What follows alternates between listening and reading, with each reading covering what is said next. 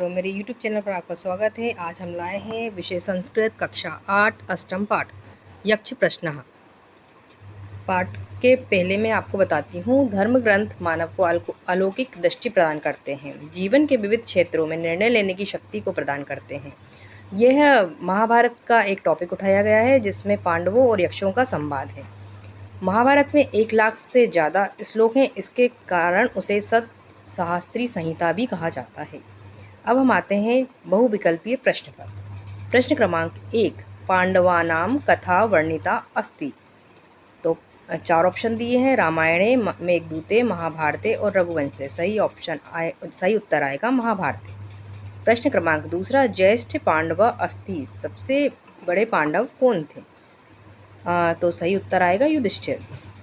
प्रश्न क्रमांक 3, महाभारतस्य रचनाकार कः। महाभारत के रचनाकार कौन है? वाल्मीकि, तुलसीदास, वेदव्यास या कालिदास? उत्तर है वेदव्यास। प्रश्न क्रमांक 4, महाभारत युद्ध कयो मध्ये अभवत। महाभारत का युद्ध किसके बीच में हुआ था?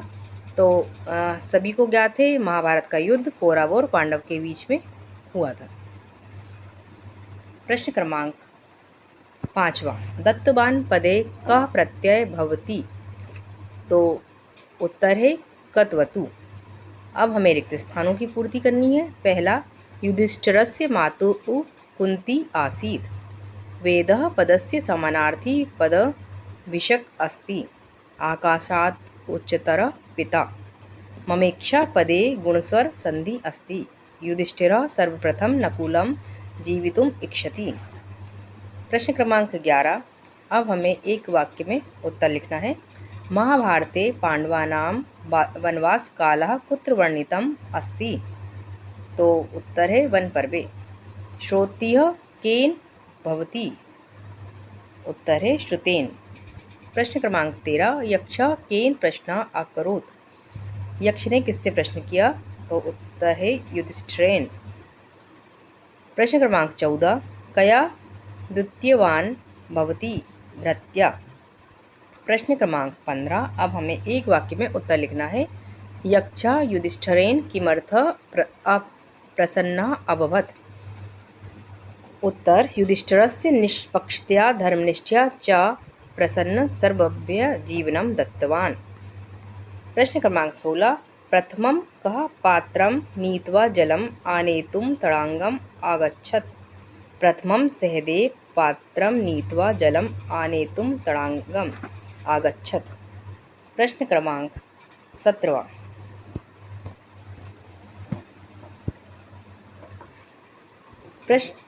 बुद्धिमान कथं भवति। उत्तर, वृद्धसेवया बुद्धिमान भवति। प्रश्न क्रमांक 18, युधिष्ठिरः प्रथमं कस्य जीवनं यक्षम् आयाचत। युधिष्ठिर ने सर्वप्रथम यक्ष से किसके जीवन की देने की याचना करी थी? युधिष्ठिरः प्रथम नकुलस्य जीवनं यक्षम् आयाचत। प्रश्न क्रमांक 19, दीर्घ उत्तरीय प्रश्न। महाभारतस्य युधिष्ठिर यक्ष संवादं स्वशब्देषु लिखत। अब जो युधिष्ठिर और यक्ष का संवाद है हमें अपने शब्दों में लिखना है। वनवास काले पांडवा जलम शोधयन्तं तां आगच्छन्। सहदेव नकुल अर्जुन भीम क्रमेण तत्र गत्वा न प्रत्यागच्छन्। मतलब वनवास काल के दौरान पांडवों को जल ढूंढते हुए एक तालाब के समीप गए। तो सबसे पहले सहदेव, नकुल, अर्जुन, भीम सभी गए और कोई भी लौटकर नहीं आया। युधिष्ठिर तांगे स्वानुजान भूमौ निष्प्राणं दृष्ट्वा तस्य कारणं ज्ञातुम् इच्छति।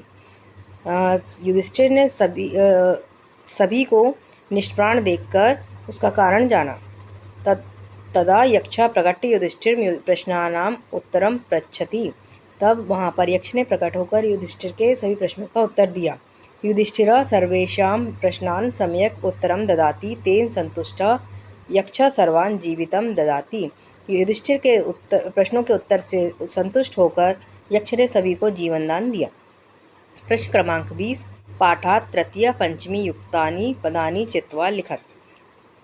जिस प्रकार हमें पाठ में तृतीय और पंचमी युक्त शब्द लिखना है, जैसे यथा, केन, श्रुतेन, भूमे। हेलो छात्रों, मेरे YouTube चैनल पर आपका स्वागत है। आज हम लाए हैं विषय संस्कृत कक्षा 8 नवम पाठ को। भारते वसंत वेलायां पूजनम भवति। भारत में बसंत पंचमी पर किसकी पूजा होती है? सही उत्तर है सरस्वती माता की। प्रश्न क्रमांक तीसरा, एक वर्षे मासा भवति। एक वर्ष में कितने मास होते हैं? तो द्वादश, संस्कृत में 12 को द्वादश लिखा जाता है। प्रश्न क्रमांक चौथा, ऋतुराज इति नामना प्रसिद्ध अस्ति। ऋतुराज ये किस नाम से कौन प्रसिद्ध है? तो सही उत्तर है वसंत। प्रश्न क्रमांक पाँचवा, वेदाध्ययनम इति पदे स भवति। वेदाध्ययन में कौन सा समास है? द्वंद्व समास, बहुब्रीहि समास, तत्पुरुष समास या द्विगु समास? तो सही उत्तर है तत्पुरुष समास। अब प्रश्न क्रमांक 6, जिसमें हमें रिक्त स्थानों की पूर्ति करना है। वसंत ऋतु माघ मासस्य भवति। सरस्वत्या देव्या अवर्णां शारदा वर्तते। वैदिक कालात् सरस्वत्या उपासना वसंत पंचम्या तिथौ भवति। हर्षोल्लासा पदस्य संधिविच्छेद हर्ष धन उल्लास। परितः योग्य द्वितीय विभक्ति भवति। अब प्रश्न क्रमांक 11, हमें जिसका एक पद में उत्तर देना है 11 से लेकर 14 तक। वसंत पंचम्या अपरम नाम किम? उत्तर है श्री पंचमी। कया महाशक्त्या सरस्वत्या वार्षिक पूज्या विधानं भवति? वसंत पंचम्या। कदा प्रकृते सौंदर्य चरमोत्कर्ष प्राप्नोति? माघ मासस्य। वसंत समये केषां सुषमा पीतिमा च मनोहाराणि दृश्यन्ते सर्वपुष्पाणाम्। प्रश्न क्रमांक 15, एक वाक्येन उत्तरम लिखत। मतलब में एक वाक्य में अब उत्तर लिखना है। प्रश्न क्रमांक 15, वसंत पंचमी कस्य उपासनाया आराधनाया च उत्सव अस्ति? वसंत पंचमी ज्ञानस्य उपासनाया आराधनाया च उत्सव अस्ति। शिल्पिनः कुत्र स्वयंत्राणां पूजनं कुर्वन्ति? दक्षिण भारते शिल्पिनः स्वयंत्राणां पूजनं कुर्वन्ति। अब प्रश्न क्रमांक 17, सरस्वती पूजनस्य वेदाध्ययन सत्रं कदा भवति? श्रावणी पूर्णिमात् आरम्भ वसंत पंचमी यावत् भवति। प्रश्न क्रमांक 18, केषु प्रदेशेषु सरस्वती पूजनं बहुमान्यम् अस्ति? किन किन प्रदेशों में सरस्वती पूजन होता है? उत्तर भारते, बिहार प्रांते, बंगाल प्रांते, कश्मीर प्रदेश। प्रश्न क्रमांक 19, दीर्घ उत्तरीय प्रश्न लिखना है। भारतीय परंपरायां वसंतोत्सवस्य महत्वं लिखवत्।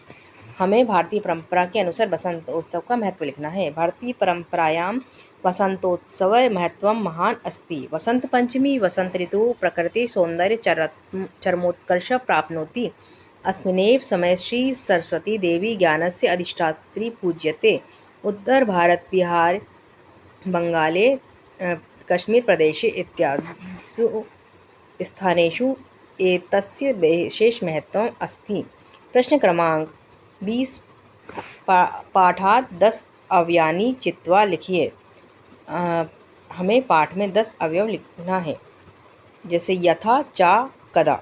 तो पहला चा, दूसरा अपि, तीसरा तु, चौथा एव, पांचवा यावत्, छठवा इति और सातवां सह। इस प्रकार से आप और अवयव भी लिख सकते हैं।